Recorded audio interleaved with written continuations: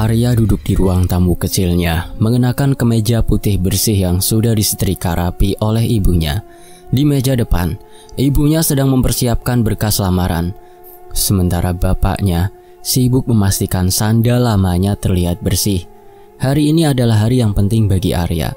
Ia telah memutuskan untuk membawa keluarganya melamar Laras, perempuan yang telah mengisi hatinya selama 2 tahun terakhir. "Kamu yakin Laras sudah bicara ke orang tuanya, nak?" tanya ibunya dengan sedikit khawatir. "Sudah, Bu. Laras bilang mereka sudah tahu dan setuju kita datang malam ini," jawab Arya dengan nada tegas. Ia ingin menunjukkan keyakinannya, meskipun dalam hati ia sedikit gugup. Ketika sore berubah menjadi malam, Arya dan keluarganya tiba di rumah Laras. Rumah itu besar, jauh lebih mewah dibandingkan rumah mereka. Halaman luas dengan mobil terparkir rapi di depan, menunjukkan status sosial yang berbeda jauh. Arya menenangkan dirinya, mencoba berpikir bahwa cinta mereka cukup kuat untuk mengatasi perbedaan ini. Saat mereka masuk ke ruang tamu, Laras menyambut mereka dengan senyum hangat. Tapi, suasana langsung berubah dingin ketika ayah Laras, seorang pria dengan perut buncit dan wajah penuh arogansi, memasuki ruangan. Ia duduk di kursi paling besar, memandang Arya dan keluarganya seperti menilai barang murahan. "Jadi, ini calon menantu saya?"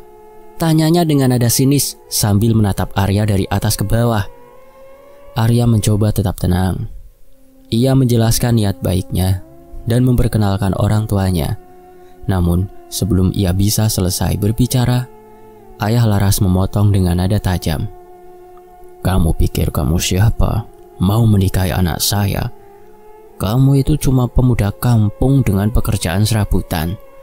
Apa yang bisa kamu berikan untuk Laras? Masa depan seperti apa yang kamu tawarkan?" Ibu Arya mencoba menjawab dengan sopan, tetapi ucapan ayah Laras semakin menusuk.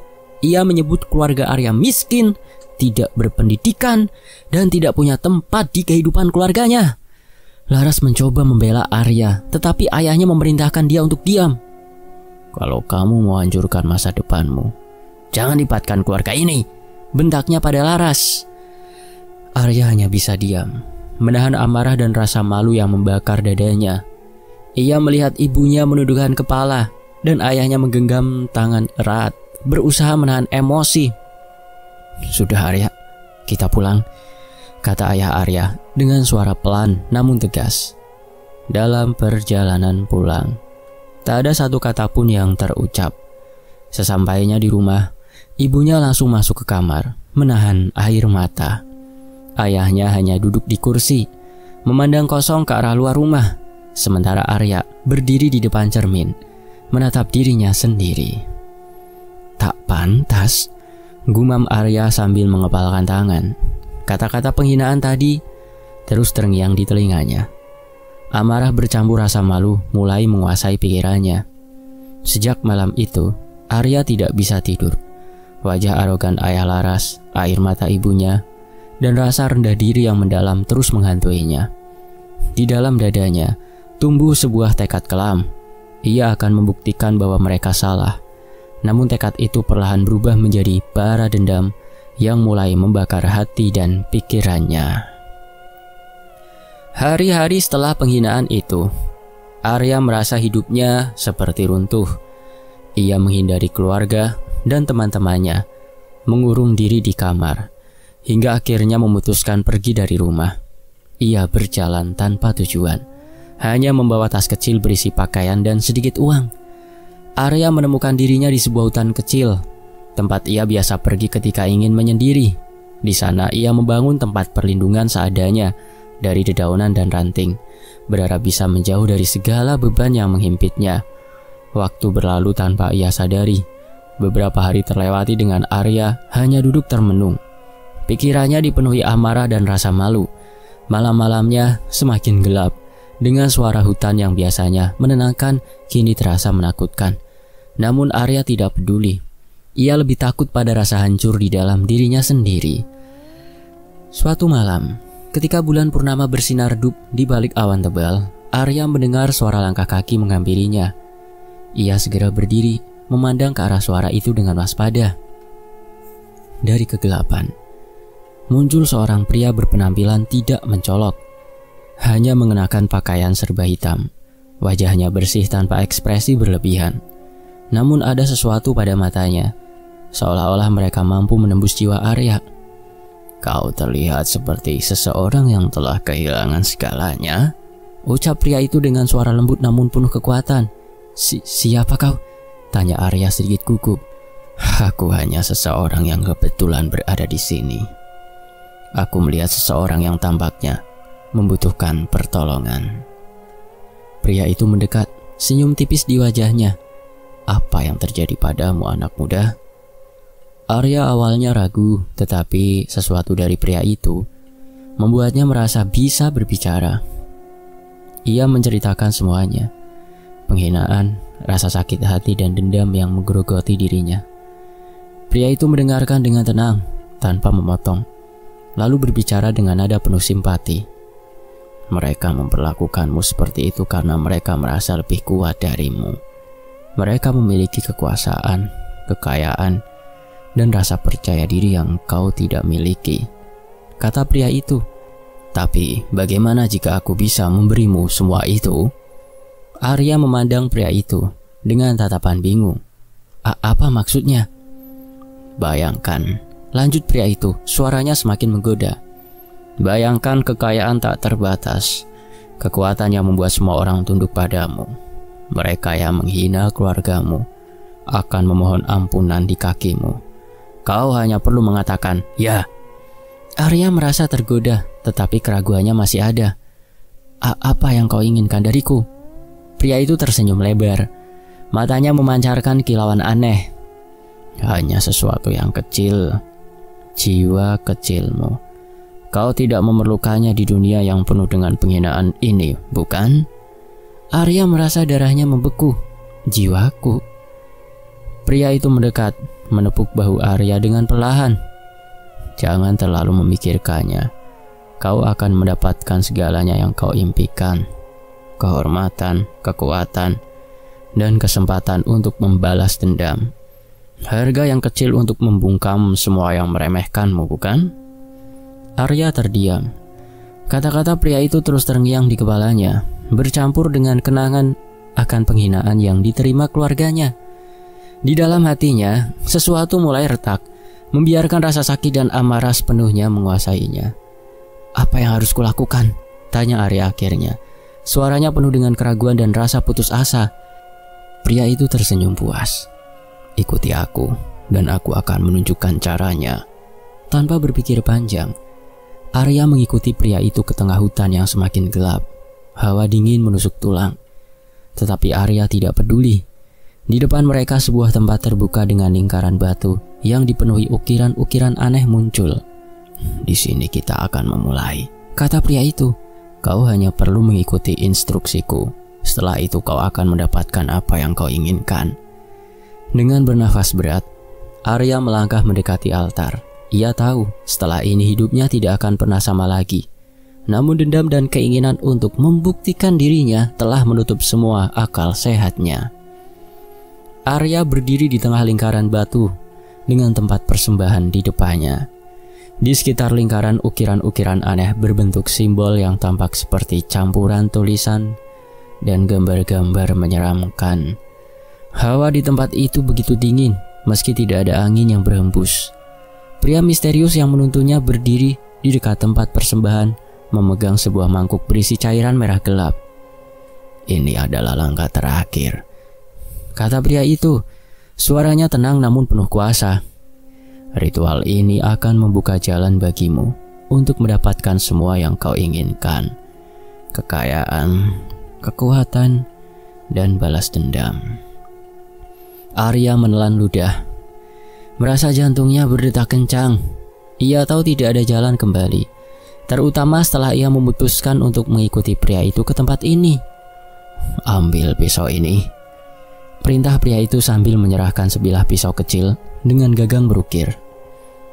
"Untuk mengorbankan sesuatu yang paling dekat denganmu, darahmu." Arya mengambil pisau itu dengan tangan gemetar.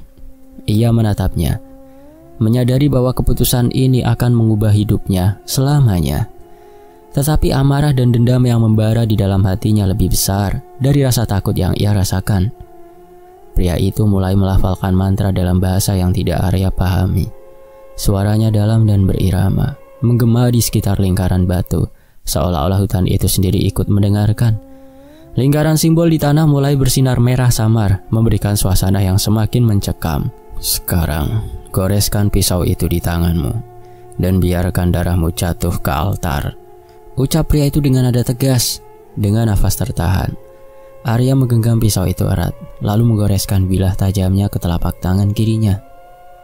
Rasa sakit menusuk membuatnya meringis, tetapi ia tetap menahan diri. Darah segar mulai menetes dari luka, jatuh ke altar. Saat tetesan pertama menyentuh permukaan altar, lingkaran simbol di tanah menyala terang dengan warna merah menyala. Arya terkejut ketika tanah di sekitarnya bergetar, seolah-olah ada sesuatu yang besar bergerak di bawahnya. Pria itu tidak terganggu, malah melanjutkan mantranya dengan suara yang semakin lantang. Sekarang, ucapkan keinginanmu, Arya, kata pria itu dengan nada mendesak. Arya memejamkan mata, membayangkan wajah Laras dan ayahnya yang penuh penghinaan. Dengan suara yang bergetar oleh amarah, ia berkata, "Aku ingin mereka yang merendahkanku merasakan kehancuran. Aku ingin kekayaan, kekuatan, dan penghormatan yang tidak bisa mereka abaikan." Saat kata-kata itu diucapkan, nyala lingkaran semakin terang. Dari altar, asap hitam pekat muncul, membentuk bayangan besar yang tidak jelas wujudnya. Sosok itu mengeluarkan suara seperti tawa yang dalam, penuh intimidasi. "Keinginanmu diterima." Suara itu bergema di seluruh tempat. Tetapi ingat, harga dari kekuatan ini adalah jiwa dan pengabdianmu. Seketika itu juga Arya merasakan sesuatu yang tidak biasa. Tubuhnya terasa ringan namun penuh dengan energi. Ia merasa kekuatan yang tidak pernah ia miliki sebelumnya mengalir di setiap ototnya. Bayangan itu perlahan menghilang, meninggalkan lingkaran yang kembali gelap. Pria misterius itu mendekatinya. "Sekarang kau adalah seorang yang baru. Pergilah, Arya. Tunjukkan pada dunia siapa dirimu." Ketika Arya keluar dari hutan, ia merasa berbeda. Tangannya yang sebelumnya lemas kini mampu meremas batang pohon kecil hingga patah. Ketika ia kembali ke jalanan desa, ia menemukan dompet tergeletak, penuh dengan uang. Keberuntungan seolah-olah mengikutinya kemanapun ia pergi. Namun jauh di dalam hati Arya, ada rasa takut kecil yang ia abaikan. Ia tahu kekuatan ini tidak gratis, tetapi bagi Arya, harga itu sepadan. Beberapa minggu setelah ritual, kehidupan Arya berubah drastis. Ia kini tinggal di sebuah rumah yang layak huni, lengkap dengan mobil yang selalu terparkir di halamannya. Kekayaan datang begitu mudah, seolah-olah dunia membuka pintu keberuntungan untuknya.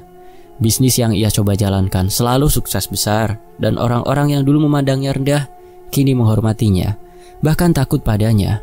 Namun Arya tidak lupa tujuan utamanya, membalas dendam kepada keluarga Laras, terutama ayahnya. Langkah pertama Arya dimulai dengan menghancurkan usaha-usaha keluarga Laras. Ia mendapatkan informasi bahwa ayah Laras memiliki sebuah perusahaan distribusi bahan makanan yang menjadi sumber utama kekayaan keluarga. Arya menggunakan kekuatannya untuk menciptakan masalah di perusahaan itu. Produk yang dikirimkan mulai rusak dan tercemar secara misterius, membuat pelanggan besar memutuskan kontrak. Karyawan-karyawan penting tiba-tiba berhenti bekerja tanpa alasan yang jelas, seolah-olah mereka diganggu oleh sesuatu yang tidak terlihat. Dalam waktu singkat, reputasi perusahaan itu hancur. Tidak puas hanya dengan menghancurkan bisnis mereka, Arya juga menargetkan reputasi sosial ayah Laras. Ia menyebarkan isu-isu negatif yang membuat teman-teman dekat dan rekan bisnis ayah Laras menjauh. Foto-foto memalukan yang entah dari mana muncul, menjadi viral di media sosial, membuat keluarga Laras menjadi bahan pembicaraan di masyarakat. Sementara itu, Arya memastikan bahwa Laras tahu siapa yang bertanggung jawab. Suatu malam Arya mengirim sebuah paket ke rumah Laras. Di dalamnya ia menaruh foto keluarga Laras yang diambil dari akun media sosial mereka. Tetapi foto itu sudah dimodifikasi. Di setiap gambar wajah ayah Laras dicoret dengan tinta merah. Di balik foto ada sebuah catatan bertuliskan, "Ini baru permulaan." Laras mulai merasa sesuatu yang tidak wajar sedang terjadi. Ayahnya yang biasanya sombong dan arogan kini terlihat stres berat, sementara bisnis keluarganya berada di ambang kehancuran. Suatu malam, Laras mendengar percakapan ayah dan ibunya. "Ini bukan kebetulan," ucap ayahnya dengan suara penuh ketakutan. "Seseorang sedang menghancurkan kita. Dan aku yakin ini ada hubungannya dengan Arya." Mendengar itu, Laras merasa hatinya bergetar. Ia tidak ingin percaya bahwa Arya, orang yang pernah ia cintai, bisa melakukan hal seperti ini. Tapi ingatannya tentang penghinaan ayahnya kepada Arya membuatnya mulai ragu. Laras akhirnya memutuskan untuk menemui Arya. Ia datang ke rumah Arya dengan membawa keberanian, meskipun ia merasa takut dengan apa yang mungkin ia temui. Saat Arya membuka pintu, Laras terkejut dengan sosok pria yang ada di depannya. Arya masih Arya, tetapi ada sesuatu yang berbeda. Tatapan matanya tajam, penuh dengan rasa percaya diri yang hampir menyeramkan. Senyumnya dingin, seolah-olah ia sudah tahu tujuan Laras datang. "Kau di sini, Laras?" kata Arya dengan nada santai. "Apa yang membawamu kemari?" "Arya, aku tidak tahu apa yang sedang kau lakukan, tapi keluargaku, hidup kami hancur. Apa ini ada hubungannya denganmu?" tanya Laras, suaranya gemetar. Arya tertawa kecil, sebuah tawa yang membuat Laras merasa bulu kuduknya meremang. "Kenapa kau bertanya seperti itu? Bukankah keluargamu cukup kuat untuk menghadapi sedikit masalah?" Laras memandang Arya, mencari sisa-sisa pria sederhana yang dulu ia cintai. Tapi yang ia lihat hanyalah seseorang yang dingin dan penuh amarah. "Arya, jika ini semua karena penghinaan ayahku, aku minta maaf, tapi tolong hentikan ini," pinta Laras dengan nada memohon. Arya mendekat, menatap Laras dengan mata yang penuh kebencian. "Meminta maaf? Laras, kau pikir kata-kata itu cukup untuk memperbaiki semuanya? Aku tidak butuh permintaan maafmu. Aku hanya ingin mereka merasakan apa yang aku rasakan." Laras mundur beberapa langkah, merasa ketakutan dengan perubahan drastis dalam diri Arya. "Apa yang sudah kau lakukan pada dirimu sendiri, Arya? Ini bukan dirimu yang aku kenal." Arya tidak menjawab. Ia hanya menatap Laras dengan tatapan yang membuat gadis itu tahu bahwa Arya telah berubah menjadi seseorang yang tidak lagi dikenalnya. Setelah pertemuan itu, Laras semakin yakin bahwa Arya memiliki hubungan dengan semua kehancuran yang dialami keluarganya. Tapi Laras juga merasakan ada sesuatu yang lebih besar, sesuatu yang gelap di balik perubahan Arya. Dan ia bertekad untuk mencari tahu apa yang sebenarnya terjadi. Malam itu hujan turun deras di luar jendela rumah besar Arya. Suara petir menggelegar, namun tidak mampu menutupi ketegangan yang menguasai hatinya. Sejak ritual pertama, Arya sudah beberapa kali merasa bahwa dirinya tidak sendirian. Ada bayangan, suara, atau kehadiran samar yang terus mengikuti.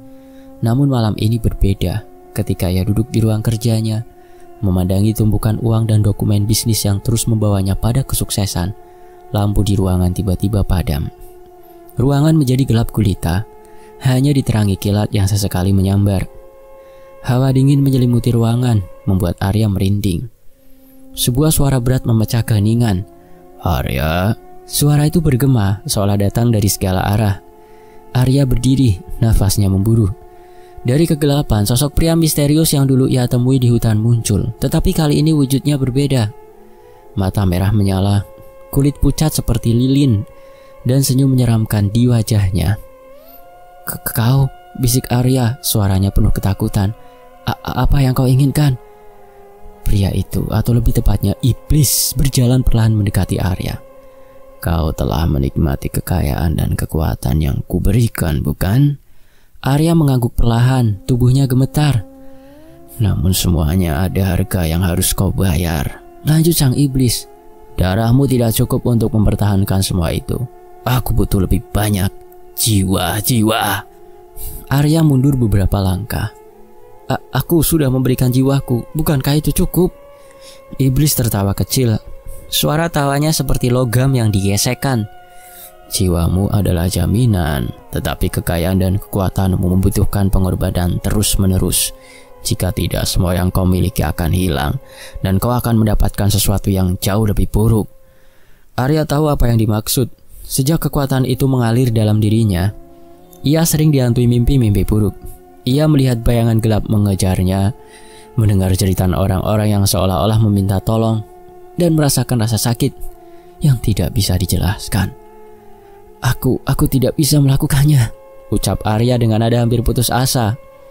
Iblis mendekat, menatap Arya dengan mata merahnya yang menusuk. Kau tidak punya pilihan, Arya. Jika kau ingin tetap memiliki semuanya, kekayaan, kekuatan, balas dendam, kau harus memberikan persembahan, jiwa-jiwa yang tak berdosa. Pilihannya ada di tanganmu. Iblis menghilang begitu saja, meninggalkan ruangan yang kembali sunyi. Arya terduduk di lantai, tubuhnya gemetar. Namun di dalam hatinya, ia tahu bahwa tuntutan itu tidak akan berhenti. Hari-hari berikutnya, Arya dihantui oleh mimpi buruk yang semakin parah. Ia melihat sosok-sosok yang menyeramkan di setiap sudut rumahnya. Wajah mereka pucat, mata mereka kosong, tetapi penuh dengan kebencian. Mereka hanya berdiri, mengawasinya atau terkadang mendekat dengan gerakan lambat yang mengerikan. Apa yang kalian inginkan dariku? Teriak Arya dalam salah satu mimpinya. Namun tidak ada jawaban.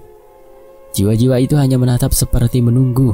Saat terbangun, Arya mulai merasa dirinya kehilangan kendali. Setiap kali ia mencoba untuk melupakan tuntutan iblis, suara-suara itu muncul di kepalanya. Kau ingin kehilangan semuanya, Arya? Suara iblis itu terus berulang di benaknya. Kehidupan mewahmu, kekuatanmu, kesempatanmu untuk memperkaya diri. Jika tidak, lakukan apa yang perlu dilakukan. Akhirnya Arya menyerah pada tekanan itu. Dengan berat hati ia memutuskan mencari target pertama untuk pengorbanan berikutnya. Pilihannya jatuh pada seorang pria tua yang tinggal sendirian. Seseorang yang menurutnya tidak akan dicari jika hilang oleh keluarganya. Malam itu, Arya kembali ke hutan tempat ritual pertamanya dilakukan. Ia membawa pria tua itu yang telah ia bius sebelumnya ke tempat pemujaan.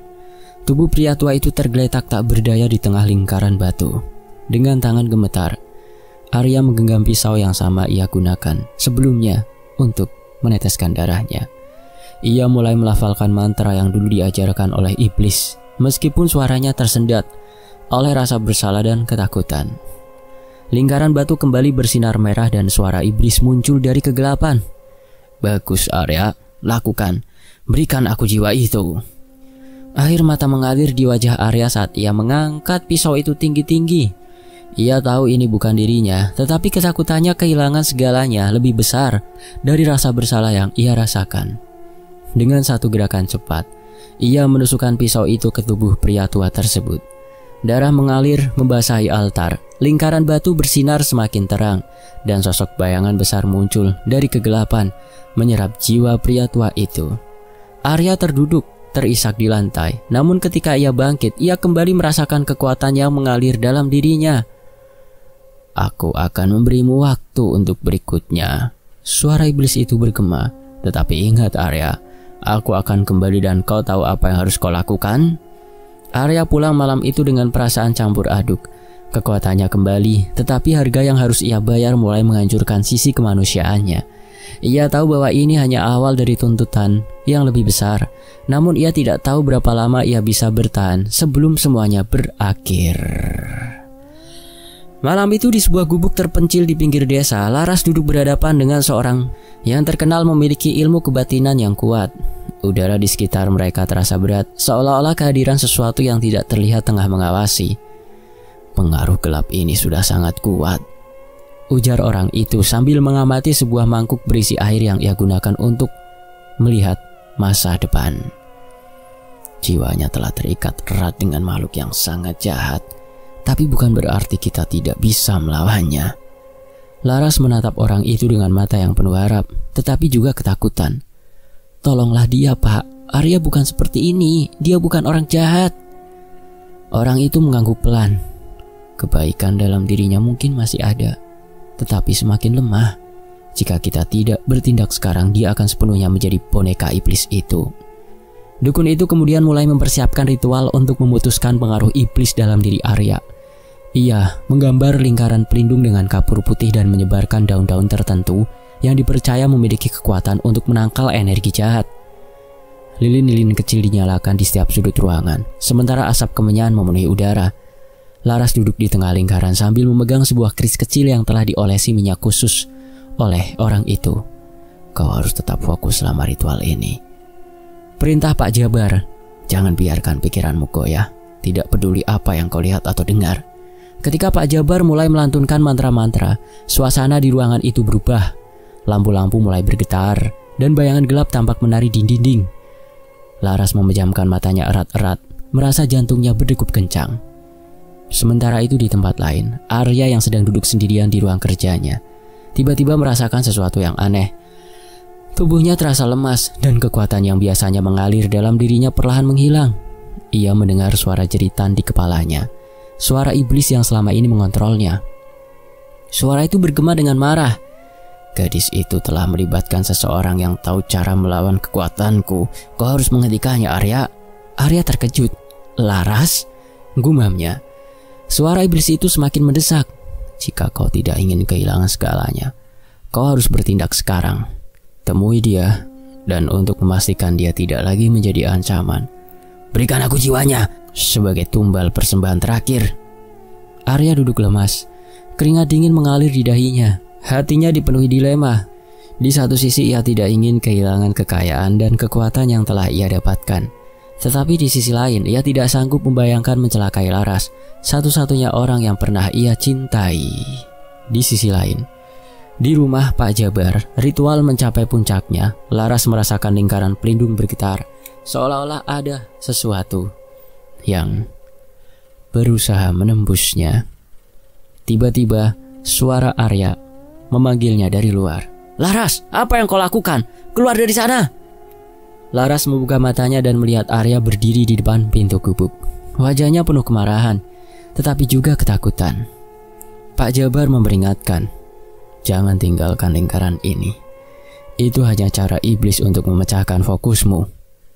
Arya, kau harus berhati-hati, Arya. Kau harus berhenti, teriak Laras, matanya basah oleh air mata. Ini bukan dirimu. Kau tidak membutuhkan kekuatan itu dari iblis itu. Arya melangkah maju, tetapi seolah-olah ada sesuatu yang menahannya. Lingkaran pelindung yang dibuat Pak Jabar mulai bersinar terang, memancarkan energi yang memaksa Arya mundur. Suara iblis kembali terdengar di kepala Arya, lebih keras dari sebelumnya. Jangan dengarkan dia. Jika kau ragu, kau akan kehilangan semuanya. Ingat, aku memberimu kekuatan ini untuk tujuanmu. Arya merasakan sakit luar biasa di seluruh tubuhnya, seolah-olah ada dua kekuatan yang berperang di dalam dirinya. Dengan suara yang penuh rasa sakit, ia berteriak, aku tidak ingin mencelakai Laras. Sang dukun memanfaatkan momen itu untuk memperkuat mantranya. Ia mengarahkan energi pelindung ke arah Arya, mencoba melemahkan pengaruh iblis dalam dirinya. Namun iblis tidak tinggal diam. Bayangan hitam pekat muncul dari tubuh Arya, mengambil bentuk menyeramkan di belakangnya. Kau pikir kau bisa melawanku? Suara iblis itu menggema di seluruh ruangan. Laras menatap Arya dengan penuh rasa sakit. Arya, tolonglah, lawan dia, kau lebih kuat dari ini. Arya terjatuh ke tanah. Tubuhnya gemetar hebat. Suara iblis itu terus berteriak di kepalanya. Tetapi di saat yang sama, suara Laras mulai menembus. Ia memejamkan matanya, mencoba mengingat kenangan-kenangan bahagianya bersama Laras sebelum semuanya berubah. Akhirnya dengan sisa kekuatan yang ia miliki, Arya berteriak, aku tidak akan memberikan jiwanya kepadamu. Bayangan hitam di belakangnya mulai memudar, tetapi belum sepenuhnya hilang. Pak Jabar melanjutkan ritualnya, mempercepat lafal mantranya untuk memperkuat perlindungan Laras. Namun mereka tahu bahwa ini belum berakhir. Iblis itu hanya mundur sementara, dan Arya masih harus menghadapi konsekuensi dari perjanjiannya. Laras memutuskan bahwa ia tidak akan menyerah untuk menyelamatkan Arya dari jerat iblis, meskipun jalan yang harus mereka tempuh penuh dengan bahaya. Di sisi lain, suasana malam itu mencekam. Di tengah hutan yang gelap, hanya ada cahaya dari api unggun besar yang berkobar di tengah lingkaran ritual. Laras duduk di dalam lingkaran perlindungan bersama Pak Jabar. Sementara Arya berdiri di luar, tubuhnya bergetar hebat. Wajahnya terlihat kacau, matanya penuh ketakutan, amarah dan kebimbangan. Di udara ada kehadiran yang mengerikan, suara-suara samar terdengar, seolah ribuan jiwa yang terperangkap berbisik sekaligus. Lingkaran pelindung Pak Jabar tampak bergetar, seolah ada kekuatan besar yang mencoba menembusnya. Suara berat iblis bergema di seluruh hutan, datang dari segala arah. Dari bayangan pepohonan, sesosok makhluk besar dengan mata merah menyala dan tubuh berselimut asap hitam muncul. Wujud aslinya yang menyeramkan. Arya menatap Laras, memandang balik dengan mata penuh air mata. Arya, aku tahu kau bisa melawan ini. Kau bukan orang jahat. Kau lebih kuat dari iblis itu. Namun suara iblis berbisik lagi di kepala Arya. Jangan bodoh. Segala yang kau perjuangkan akan sia-sia. Tanpa aku kau tidak lebih dari seorang lelaki miskin yang diremehkan. Kau akan kembali menjadi tidak berarti. Arya merasakan tubuhnya semakin berat. Di satu sisi ia masih terikat pada rasa sakit dan dendam yang membawanya sejauh ini. Di sisi lain cintanya kepada Laras mulai mengingatkannya pada siapa dirinya sebelum semuanya berubah. Pak Jabar memanfaatkan kebimbangan Arya untuk melanjutkan ritual pelepasan, melepas jerat iblis. Ia melafalkan mantra dengan suara lantang, memanggil kekuatan-kekuatan suci untuk melawan pengaruh iblis. Lingkaran pelindung mulai bersinar terang, memancarkan cahaya yang menyakitkan bagi iblis. Arya jatuh berlutut, tangannya mencengkeram kepala. Ia merasakan seolah tubuh dan pikirannya ditarik kedua arah yang berlawanan. Wajah Laras terus terbayang dalam benaknya, tetapi suara iblis semakin menguasai. Saat itu, Laras mengambil langkah nekat. Ia keluar dari lingkaran perlindungan, membuat Pak Jabar berteriak, "Jangan, kau dalam bahaya." Namun Laras mendekati Arya, menatapnya dengan penuh keyakinan. "Arya, aku mencintaimu. Aku tahu kau bukan monster seperti yang dia inginkan. Tolong lawan iblis itu, Arya." Keberanian Laras membuat Arya tersentak.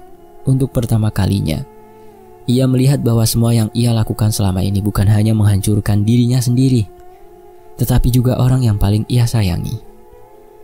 Air mata mulai mengalir di wajahnya. Aku tidak bisa," Arya berbisik. "Kau bisa, Arya." Laras memegang tangan Arya erat-erat.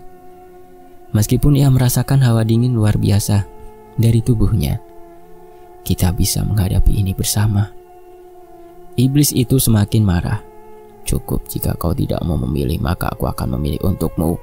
Makhluk itu melompat ke arah Laras, mencoba meraih tubuhnya. Namun Pak Jabar dengan kekuatan terakhirnya menciptakan perisai energi yang menghalangi serangan iblis. Arya menguatkan dirinya. Ia berdiri dan menghadapi iblis itu. "Aku tidak akan mengikuti perintahmu lagi," teriaknya. Iblis tertawa keras. "Hahaha, kau pikir semudah itu? Jiwamu sudah menjadi milikku." Arya menatap Laras dan Pak Jabar, lalu mengambil keris yang diberikan oleh Pak Jabar. "Jika ini satu-satunya cara untuk menyelamatkan Laras, maka aku akan melakukannya." Dengan tangan gemetar, Arya menusukkan keris itu ke dadanya sendiri, tepat di tempat di mana ia merasa ikatan dengan iblis berada. Cahaya terang meledak dari tubuhnya, membuat iblis menjerit kesakitan.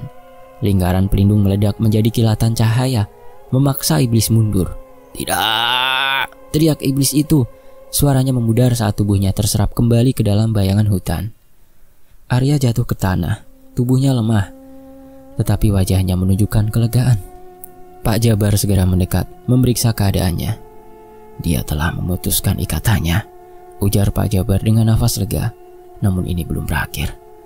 Laras memeluk Arya erat-erat, air matanya tak terbendung. "Arya, kau telah kembali." Namun Arya tahu bahwa konsekuensi dari keputusannya belum sepenuhnya selesai. Setelah dadanya disembuhkan oleh kekuatan batin Pak Jabar, Arya berbicara dengan suara serak. "Aku tidak bisa membiarkan ini terus terjadi. Iblis itu masih ada di dalam diriku. Dia hanya mundur sementara, tapi dia akan kembali. Aku harus menghentikannya." Laras menatap Arya dengan mata penuh air mata. "Ada cara lain, Arya. Kita bisa menemukan cara untuk mengalahkannya tanpa harus..."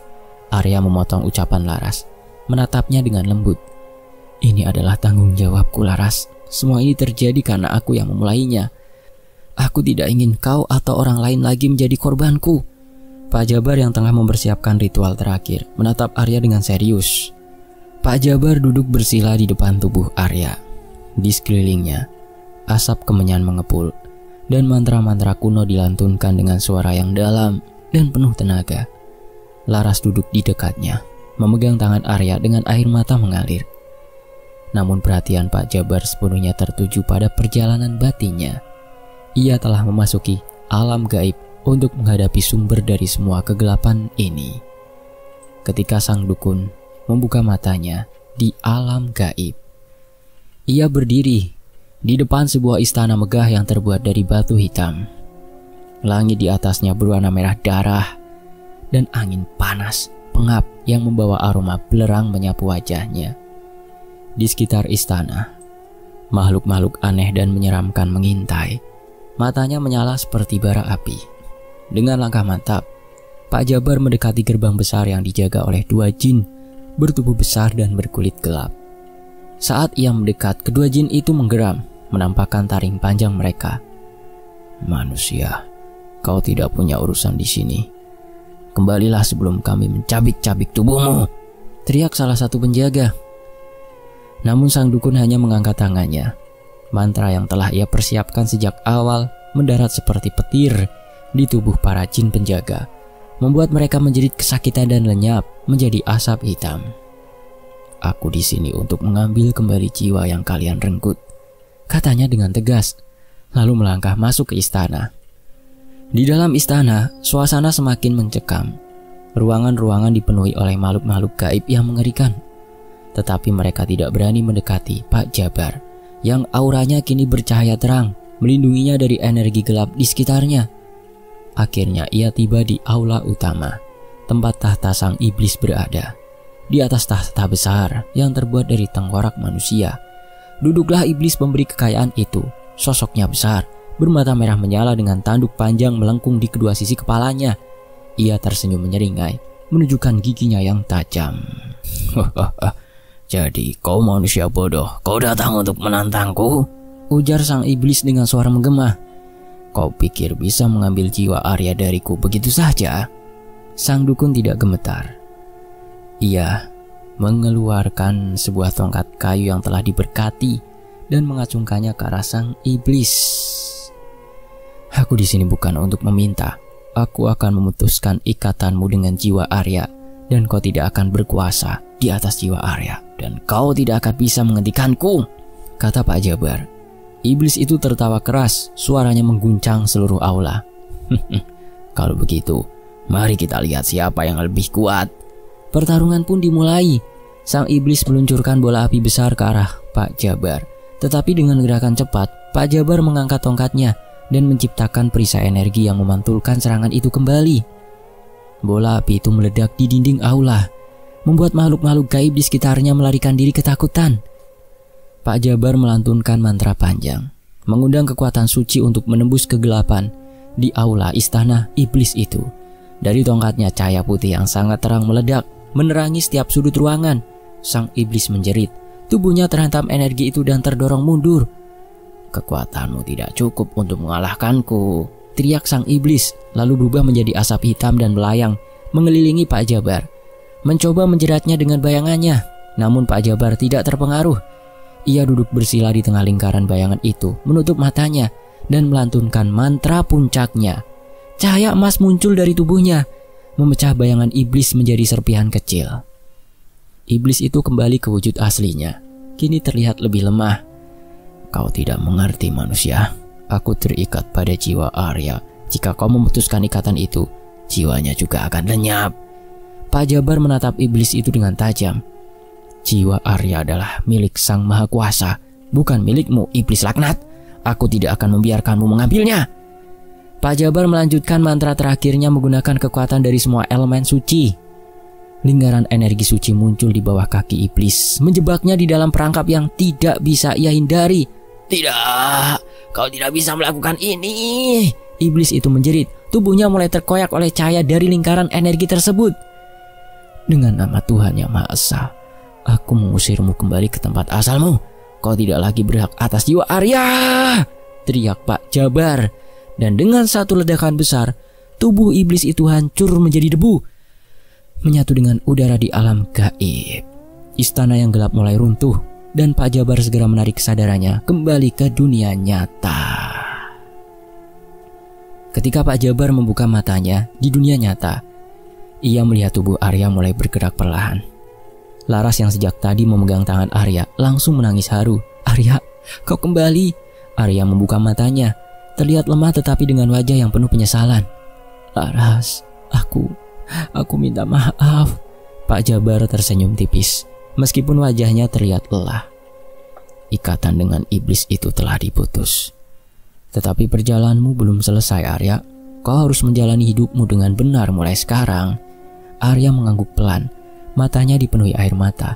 Ia tahu bahwa ia telah diberi kesempatan kedua dan ia tidak akan menyia-nyiakannya. Selesai. Semoga terhibur. Sampai jumpa di kisah lainnya. Saya pamit. Wassalamualaikum. Tetap di Tony FS.